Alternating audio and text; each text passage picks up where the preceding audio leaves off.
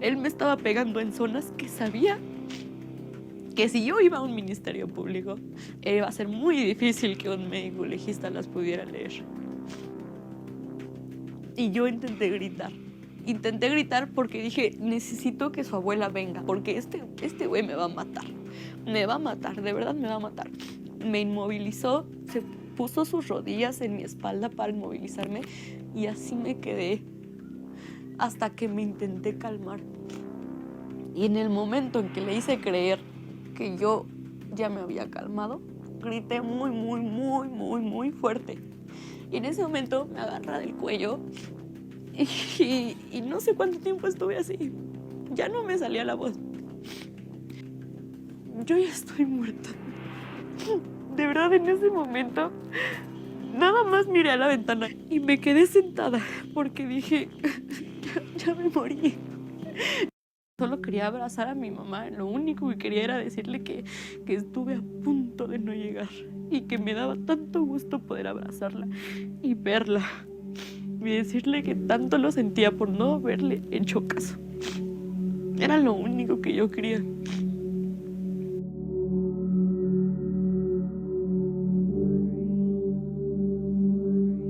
Y pues así, sin preguntas, en ese momento vámonos al ministerio, vamos a ver qué podemos hacer. En ese momento emprendimos la marcha.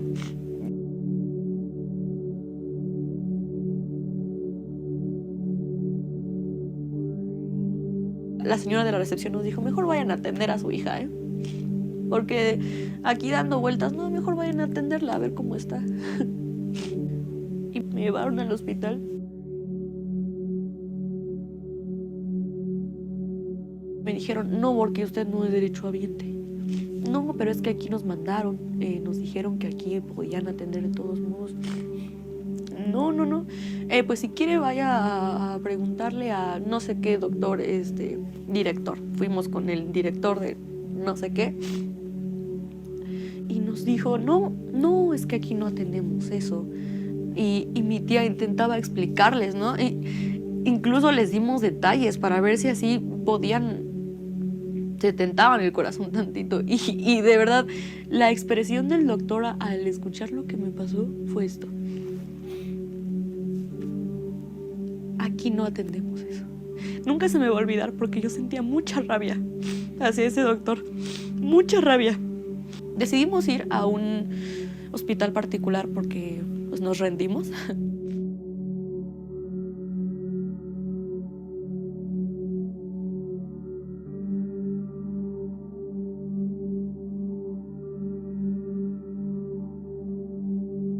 Ahí me valoraron, ahí me atendieron muy bien y ahí sacaron la hojita que se les da al ministerio para que el ministerio sepa que ya hubo una valoración anterior, ¿no?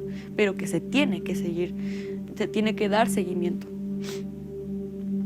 Salí de ahí con la hojita, la descripción rápida de lo que sucedió, contusiones y golpes múltiples en estas áreas del cuerpo, penetración en violación, esto acá firmado. Yo ya estaba muy cansada, entonces le dije a mi mamá que siguiéramos mañana. Ya era muy noche, eran como las 3 de la madrugada.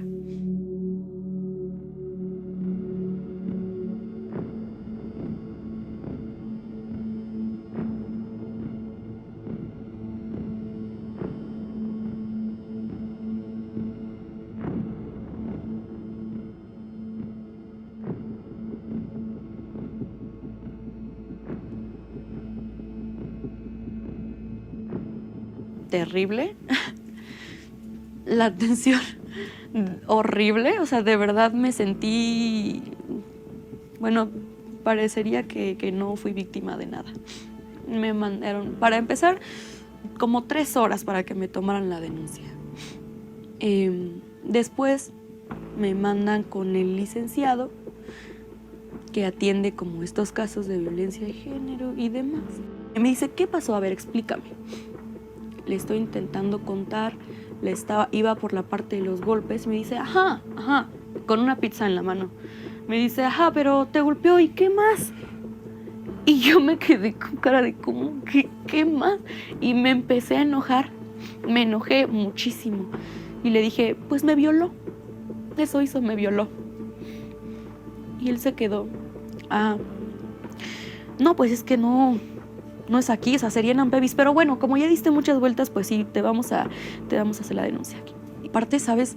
Era la cara de que realmente no le interesaba, que creo que lo agarré en su hora de comida por lo visto, que para él era muy, muy difícil, porque me dijo, es que mira, o sea, si me dices que nada más fueron golpes, pues sí va a ser muy difícil.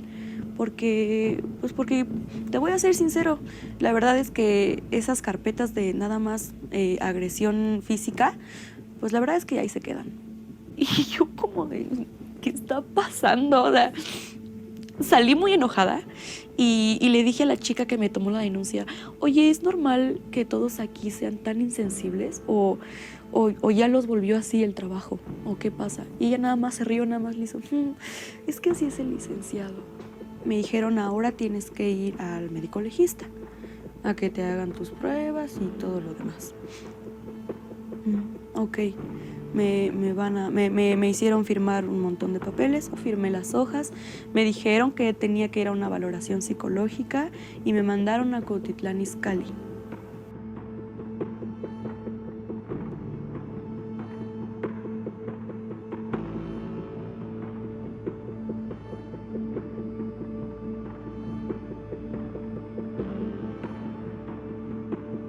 Y bueno, si pensamos que en Nicolás Romero la atención era horrible, Cuautitlán Izcalli dijo, quítate que ahí te voy.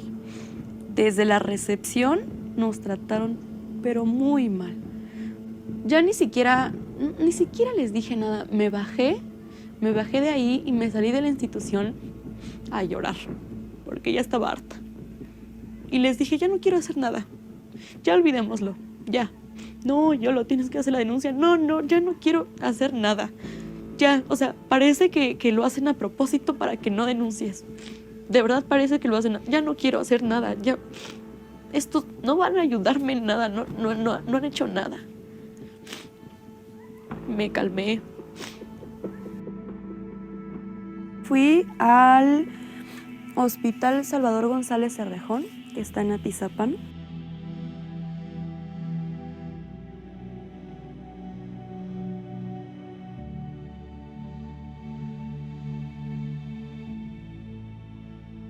Nos atendieron ya hasta la noche. Fueron como hasta las 8 de la noche. Porque aparte, muchísimas chicas, igual que yo, violentadas, violadas. Muchísimas chicas, chiquitas, niñas. Fue horrible, fue horrible. Pero pues al final no me pudieron hacer la valoración ginecológica porque no tenían el instrumento. No tenían la utilería o no sé qué no tenían, pero no tenían.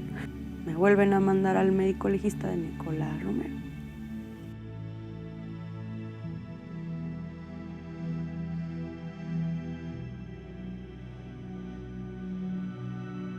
Pero hasta eso nos atendió bastante bien, nos dijo qué es lo que iba a pasar y nos advirtió incluso, nos dijo, déjeme le marco al licenciado yo mismo para que recojan las pruebas, porque no las recogen, porque aquí las dejan. Y pues ya pasó un año y no nos han hablado.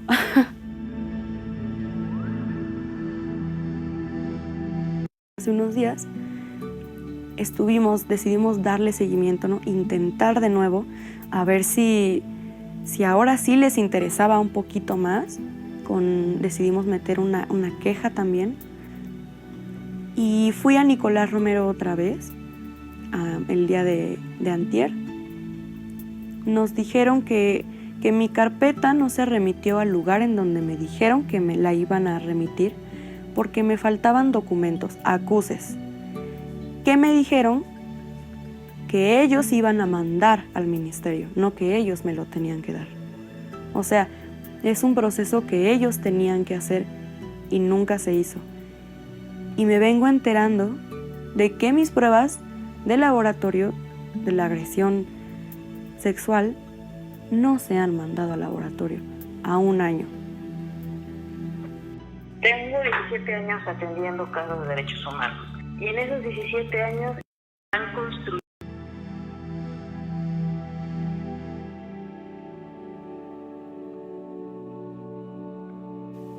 Me gustaría muchísimo poder meterme de lleno al teatro.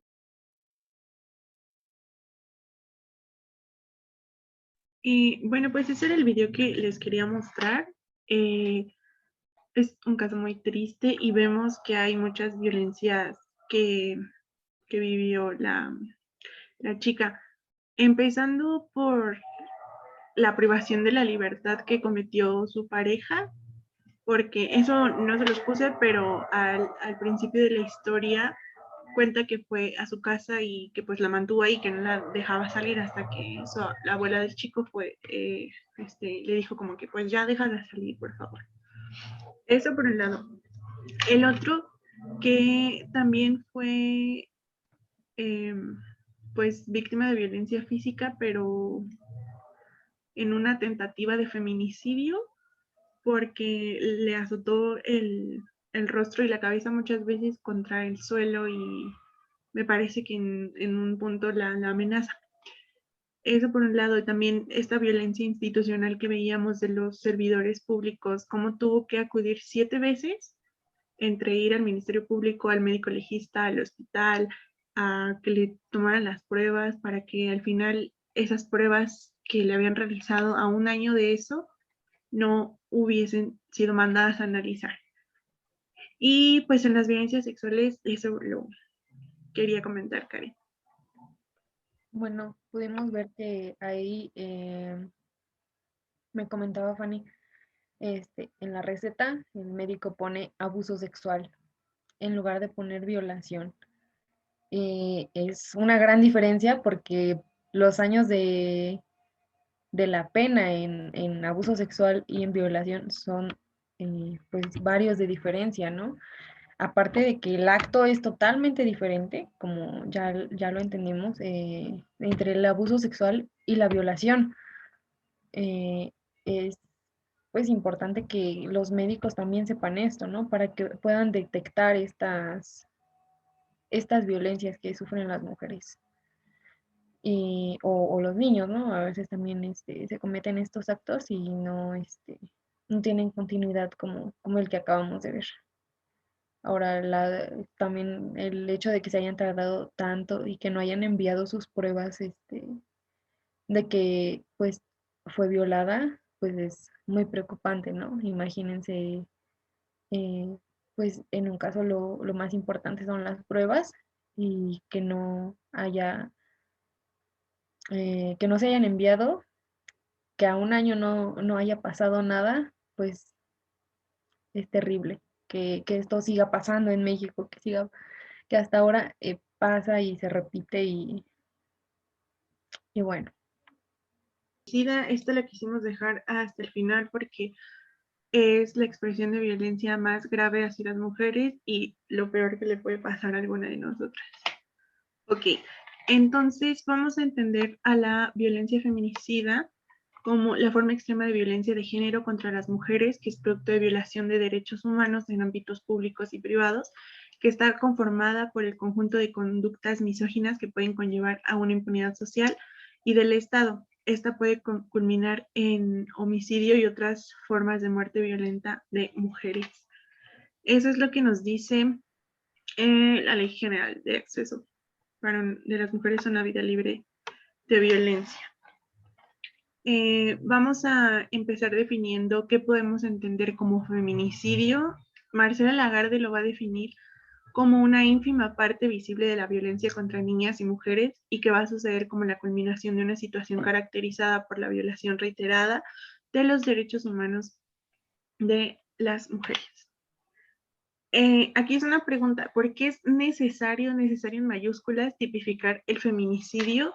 Les voy a contar un poco de nuestra historia feminicida con las muertas de Juárez. Estas van a jugar un papel sumamente importante para este tipo de tipificación en los códigos penales de cada estado, tanto a nivel nacional.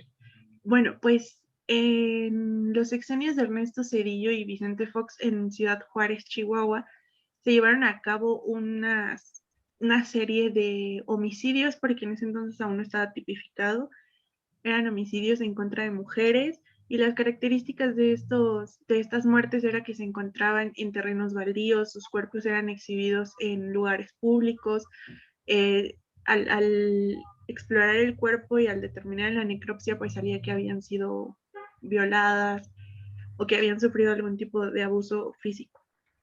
Entonces, los primeros casos los vamos a encontrar situados en los 90, al principio, cuando hubo esta ola de feminicidios.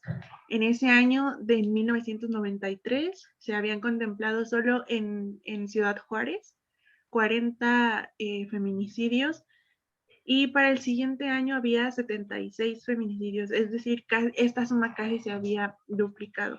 Entonces, el gobernador de ese entonces en Ciudad Juárez, en Chihuahua, dijo que esta violencia era normal, que eran cifras normales y que no había por qué alarmarse porque todo el tiempo estaban muriendo gente y no había por qué preocuparse ni por qué temer. Entonces, encontramos también que estas mujeres que eran víctimas de feminicidio, pues muchas veces eran mujeres jóvenes, algunas eran niñas, y lo que les comentaba, que los cuerpos tenían algo en común: o habían sido violadas o estranguladas, habían tenido lesiones, habían sido mutiladas.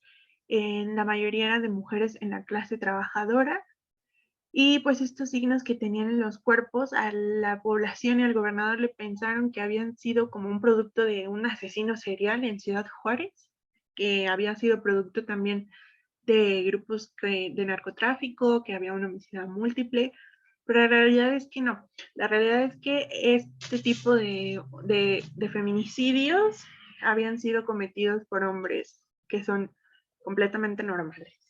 Y no habría que llamarlos como monstruos o cosas así, sobrenombres que les ponen a los hombres que realizan este tipo de conductas, porque se les justifica un tanto.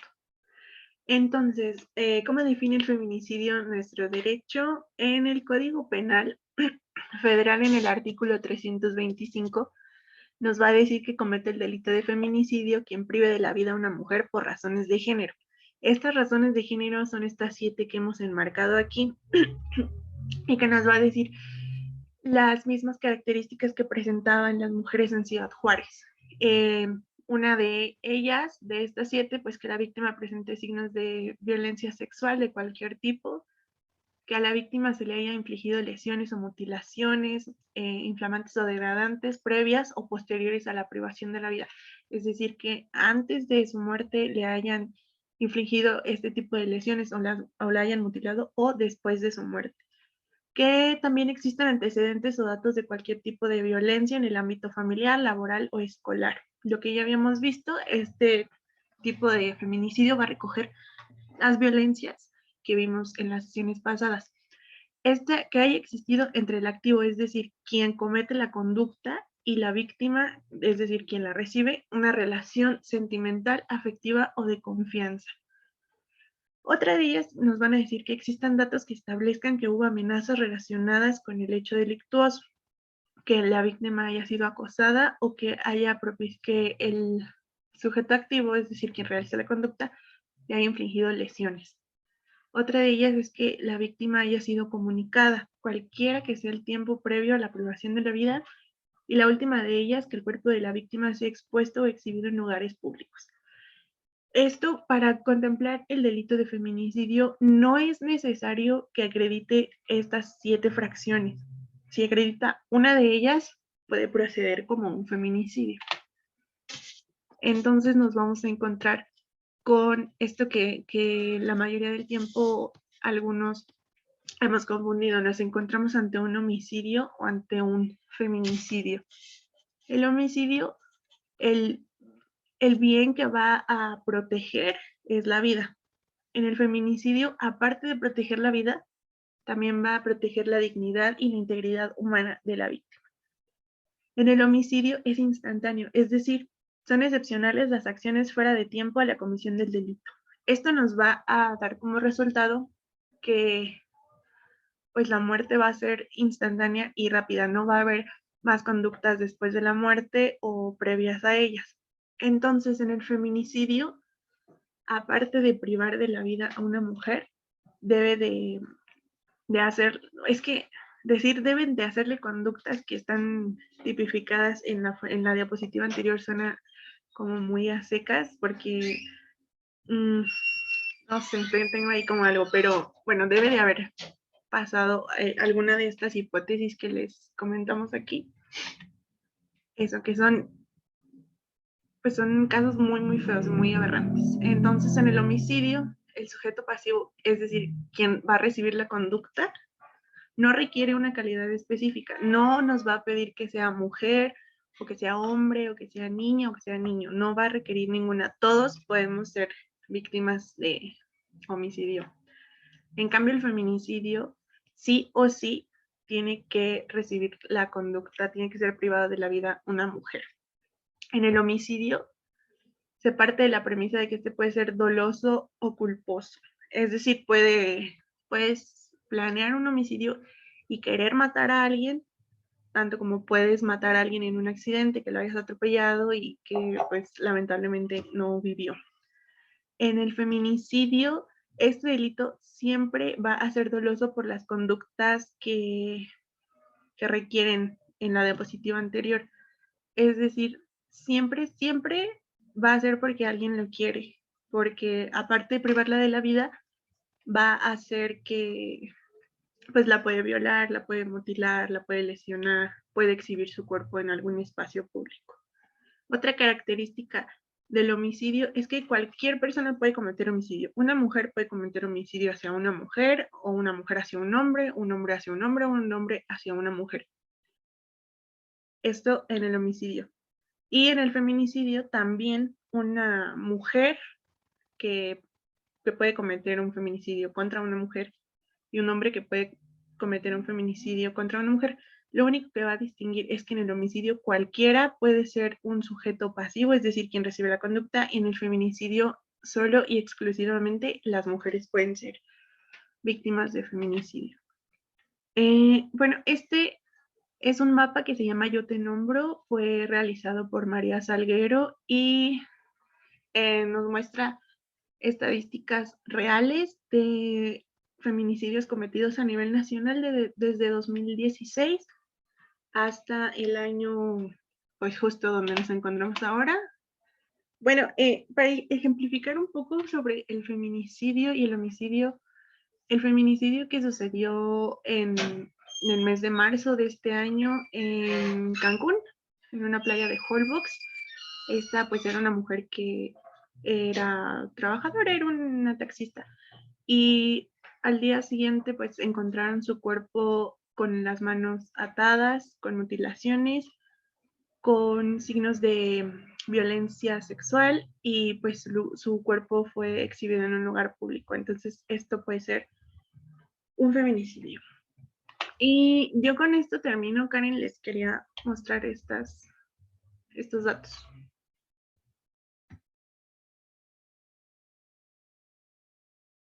Tienes el micro apagado, amiga. Perdón. Bueno, de acuerdo con la encuesta nacional sobre la dinámica de las relaciones en los hogares, que es el ENDIRE, en 2016, alrededor del 66% de las mexicanas de 15 y más ha sufrido al menos un incidente de violencia emocional, económica, física, sexual o discriminación a lo largo de su vida. Y bueno, pues sería todo por nuestra parte.